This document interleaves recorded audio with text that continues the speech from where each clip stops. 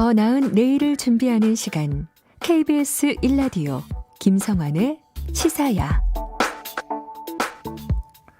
최근 코로나19 확산세가 지속되면서 짧은 시간 내에 하루 1,000명대 확진자가 나올 수 있다, 이런 우려의 목소리가 나오고 있는 상황입니다.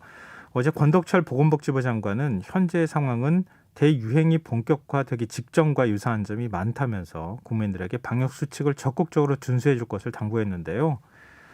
가천대 의과대학 예방의학교실 정재훈 교수 연결해서 지금 코로나19 확산세와 4차 대유행 가능성에 대해서 얘기 나눠보도록 하겠습니다. 교수님 안녕하십니까? 네, 안녕하세요. 네, 이제 코로나19 국내 확진자 수가 473명으로 나왔는데요. 일단 주말 검사 건수가 좀 줄어든 영향이 아닐까도 싶은데 현재 상황 어떻게 보십니까? 네, 지금 상황을 4차 유행이 시작됐다고 확정적으로 말하기는 좀 이릅니다만 4차 유행의 초입 정도는 도달했다고 판단할 수 있고요. 나쁜 징후가 나타나고 있다고 생각을 합니다. 최근 일주일 평균 확진자 숫자가 500명대를 기록하고 있는데요.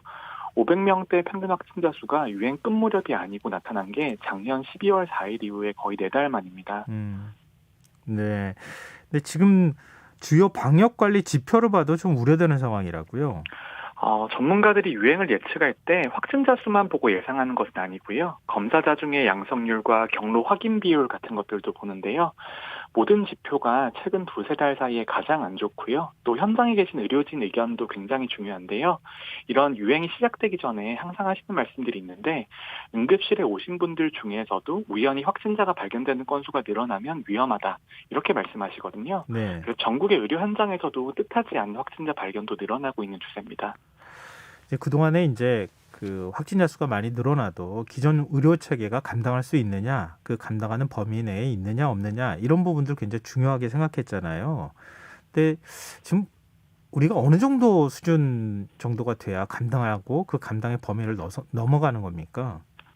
결국은 우리가 감당할 수 있는 범위는 실제 도달해 봐야 하는 것이고요. 우리가 3차 유행에서는 하루 최고 1,200명 정도 확진자까지 발생을 했었는데요. 네. 근데 그때까지는 다루어 본 경험이 있기 때문에 1,200명 정도 발생을 한다면 어느 정도는 대응이 가능할 것으로 보입니다. 하지만 1,200명을 넘어가서 1,500명, 2,000명으로 간다면 우리가 이제 병상 같은 것들은 확보를 하더라도 실제 환자를 진료한 의료 인력 같은 경우에 모자랄 수 있거든요. 결국은 철저한 대비가 필요한 시점이죠. 네. 근데 계절적 영향, 기후의 영향도 받는다고 이런 얘기도 나오는데 이게 어떤 의미입니까? 결국은 이제 날씨가 좀 따뜻해지면은 코로나 바이러스 같은 호흡기 바이러스의 활동량이 줄어들지 않겠느냐, 이런 의견을 주시는데요. 제가 보기에는 기후가 코로나19 감염에 미치는 영향은 매우 제한적이고요. 달래로 남아프리카 공화국은 남반구라서 우리나라 기후가 반대고 브라질, 칠레 등도 기후가 반대인데 북반구 국가들과 1차, 2차 유행을 함께하는 경향을 보였거든요. 네. 그래서 기후는 절대적으로 코로나19에 영향을 미치는 요소는 아니라고 생각합니다. 네, 이거 좀 오해하면 안 되겠네요. 날이 좀 따뜻해지고 또 뭐 습도가 높아지면은 바이러스 활성도가 떨어져서 이 정도면 괜찮겠지, 이렇게 생각하면 절대 안 된다는 말씀이시죠? 네, 그렇습니다. 오늘부터 기본 방역 수칙 위반을 할 경우에 업주와 이용자에게 과태료가, 이게 사실 무관용 원칙까지 정부에서 밝히고 있는데요. 처벌이 지금 강화되는 상황입니다. 구체적으로 어떤 부분들이 바뀌는 거고 또 실효성이 좀 있을지 좀 궁금하거든요. 결국은 기존 지침은 그대로 유지가 되는 상황에서 만약에 방역수칙을 위반하는 업종이 생기면은 무관용 원칙을 적용하겠다, 이렇게 발표를 했는데요. 저는 지금의 방역 지침처럼 일단 단계를 풀어놓고 예컨대 정부가 수도권 특별방역대책이라고 해서 특별 방역 절차 같은 것들을 만들고 책임과 처벌을 강화하겠다, 이런 대책은 사실상 이제 방역을 강화한다기보다는 방역을 완화하는 의미를 준다고 보는데요. 특히 이제 영업 제한 시간이 9시에서 10시로 늘었고 유흥업소 영업도 재개되었고 그다음에 수도권과 비수도권을 나누어서 비수도권은 상황이 더 좋으니 더 풀자, 이렇게 된 것인데 네. 따지고 보면 감염병의 유행은 그대로인데 방역 수준이 내려갔으니까 확진자가 늘어날 수밖에 없다고 봅니다. 근데 일반 뭐 식당이나 아니면 카페, 뭐 노래방도 그렇고요, PC방도 그렇고 유흥업소도 마찬가지고 지금 그 어떤 점을 좀 특히 주의하시면 좋을까요? 이렇게 좀 그 들어갈 때 뭐 우리 QR 코드 찍는다고 그렇게 다 출입자 명부를 작성한다 하더라도 사실은 방역이 좀 느슨해질 경우에는 확진자가 나오거나 아니면은 사람 간의 접촉이 많아질 가능성도 있잖아요. 네, 결국은 이제 그런 쪽에서는 기초 방역 수칙이 가장 중요한데요. 우리가 백신만큼 중요한 것이 마스크를 착용하는 것입니다. 그래서 마스크를 가급적이면 벗지 않은 상태에서, 그 다음에 밀집된 상태에서는 마스크를 쓰고 있는 것을 유지하는 게 무엇보다 중요하고요. 그리고 증상이 있으신 경우에는 가급적이면 밀집시설을 이용을 자제하고 진단검사를 받는 것 같은 것들이 굉장히 기본적인 수칙이지만 그만큼 중요합니다. 근데 4.7 재보궐선거 이제 뭐 사실상 이틀 앞으로 다가온 거지 않습니까? 근데 코로나19 사태 속에서 두 번째 치르는 선거인데 방역적인 측면에서 어떤 점을 가장 주의하는 게 좋을까요? 저는 선거라는 행사가 이제 투표장 내부에서는 철저하게 방역 수칙을 지킨다면 특별한 문제는 없을 것이라고 생각을 하는데요. 그러나 선거 유세나 선거 전후의 모임 같은 데서 방역 수칙이 무너진다면 또 집단 감염이 나올 수 있는 것이거든요. 그래서 행사 자체보다는 행사 주변부를 살펴봐야 됩니다. 행사 주변부요? 네, 결국은 우리가 선거를 할 때 선거에 투표하는 것 자체는 내부에서 방역 지침이 잘 이루어지면 전파가 이루어질 가능성이 굉장히 낮거든요. 네. 하지만 이제 선거에 수반된 행사, 뭐 유세라든지 아니면 전후의 식사라든지 그런 데서 더 감염 위험이 있을 수 있죠. 네, 오히려 정치권이 더 바짝 긴장해야 되는 상황이 아닌가 싶네요. 백신 관련 상황도 좀 짚어보겠습니다. 누적 접종자가 오늘 100만 명을 넘어설 것으로 보이는데요. 이렇게 되면 국내 5,200만 명 가량이 된다고 인구가 그렇게 본다면 접종률이 1.85% 정도인데요. 백신 접종이 유행으로 가지 않도록 하기 위해서는 접종률이 어느 정도 돼야 합니까? 결국은 우리가 1%, 2% 정도의 접종률로는 확산을 방지하는 데는 모자라고요. 저희 연구팀이 분석한 결과로는 현재 방역 정책을 그대로 유지한다고 해도 전체 인구의 1회 접종이 약 20% 정도는 되어야지 유행 감소 효과가 나온다고 보는데요. 네. 20% 접종이면 1,000만 명 접종인데 정부 계획에 따르면은 올해 6월이 지나고 7월 정도가 되어야지 그나마 어느 정도 효과를 볼 수 있다는 겁니다. 아직까지 시간이 좀 많이 남은 상황인데요. 지금 세계적으로 백신 수급 상황 좀 불안정한 상황이잖아요. 근데 정부가 일단 더 백신이 추가로 많이 확보되지 않은 상황이어서 1차 접종자가 2차 접종하는 것을 대비해서 비축해뒀던 백신을 지금 새로운 사람들한테 접종을 하고 있는 상황이잖아요. 이렇게 되면 네네. 1, 2차 접종 간격이 아무래도 넓어질 수밖에 없지 않겠습니까? 그럼 어떤 문제가 혹시 좀 생기는 게 있습니까?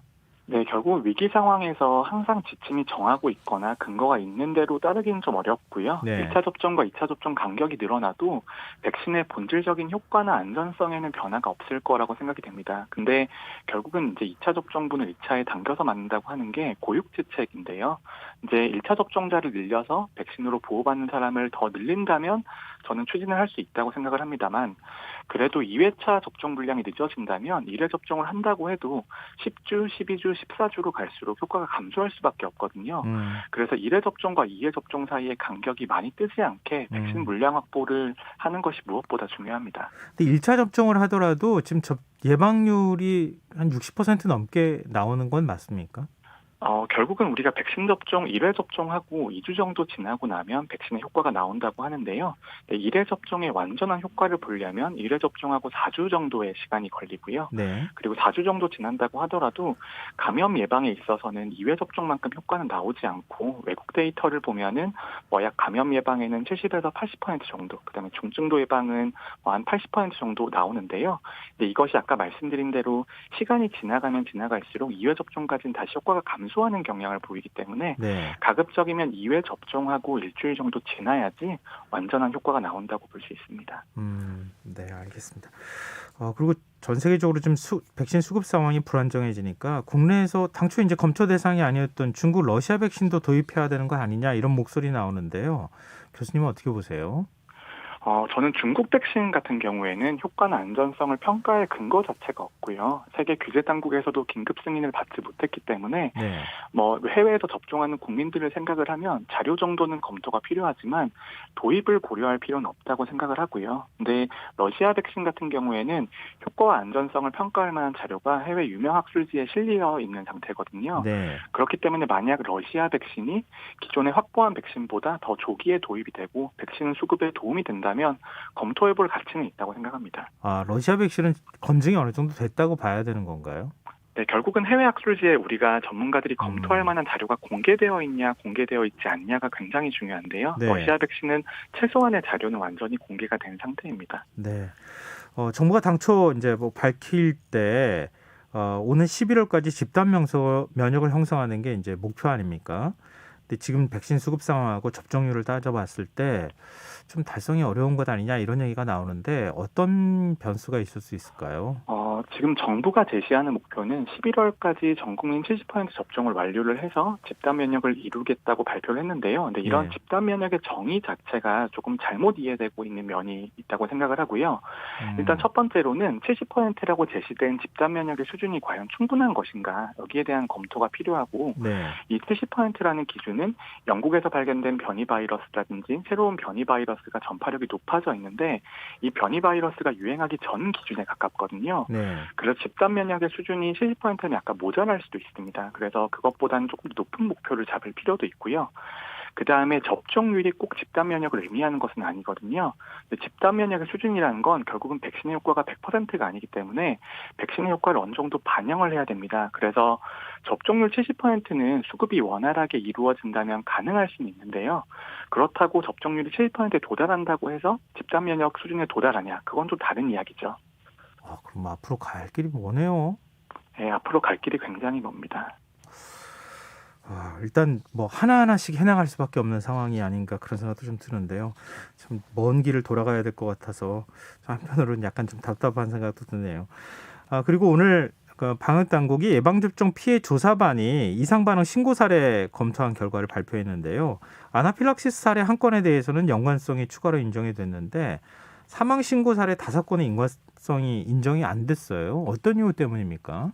네, 결국은 우리가 백신 접종하고 이상 반응이라고 하는 게 역학조사와 과거의 발생률과의 비교 두 가지를 통해서 저희가 인과성을 판단을 하게 되는데요. 네. 이제 전문가가 판단을 했을 때 사망에 이르는 증상이나 과정 같은 것들이 백신 접종 말고 기저질환이라든지 다른 요인으로 설명할 수도 있게 되면 그것은 백신과의 인과관계가 좀 떨어진다고 볼 수 있고요.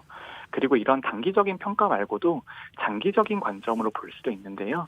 결국은 백신 접종하기 전에 요양병원이나 요양원에서 평상시 발생하는 사망률과 접종하고 나서 나타나는 사망률에 큰 차이가 없게 되면 이것은 어떻게 보면 일반적으로 나타나는 현상으로 해석할 수 있는 여지가 있습니다. 그래서 그런 두 가지 것들을 종합을 해서 인과관계를 판단을 하고요.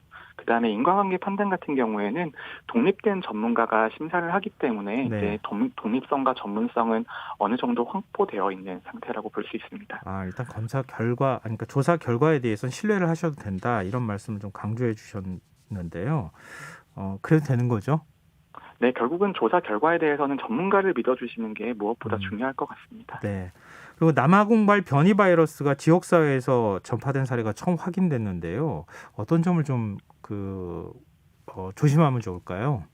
결국은 변이 바이러스가 유입이 되고 확산되는 것은 어떻게 보면 코로나19의 특징이라고 볼 수 있고요. 그리고 유행이 지속되는 한 변이 바이러스의 유입은 지속될 수밖에 없고 확산도 계속될 겁니다.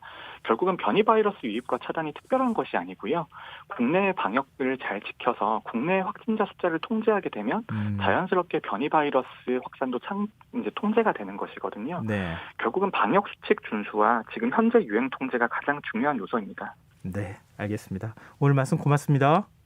네, 감사합니다. 예, 지금까지 가천대 의과대학 예방의학교실 정재훈 교수였습니다.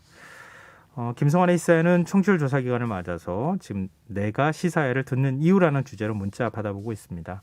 휴대전화 뒷자리 9757 쓰시는 청취자분께서 이슈에 대한 날카로운 분석과 놓치고 있었던 사항과 새로운 시각을 갖는 데 도움을 받는 것 같아 자주 챙겨 듣고 있습니다. 청취율 조사 잘 안 나오던데 받으면 김성환의 시사야라고 외칠게요 해주셨습니다. 감사합니다. 꼭 그렇게 해주십시오.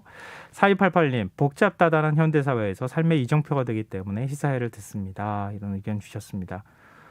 그리고 8001님 처음 문자 보내려니 떨려요. 아이 재울 때 이어폰 끼고 라디오 들으며 시사 상식도 키우고 세상 돌아가는 법도 배워요. 이렇게 해주셨습니다. 정말 감사합니다. 이어폰 끼고 라디오 들으신다니까 아이 잘 재우시면서요. 잘 돌봐주셨으면 좋겠습니다. 네, 문자 메시지 보내주셔서 정말 감사드리고요. 계속 많이 보내주십시오. KBS 라디오 김성환의 시사 1부 순서는 여기서 마무리하겠습니다. 저는 11시 전과 2부에 다시 찾아오겠습니다.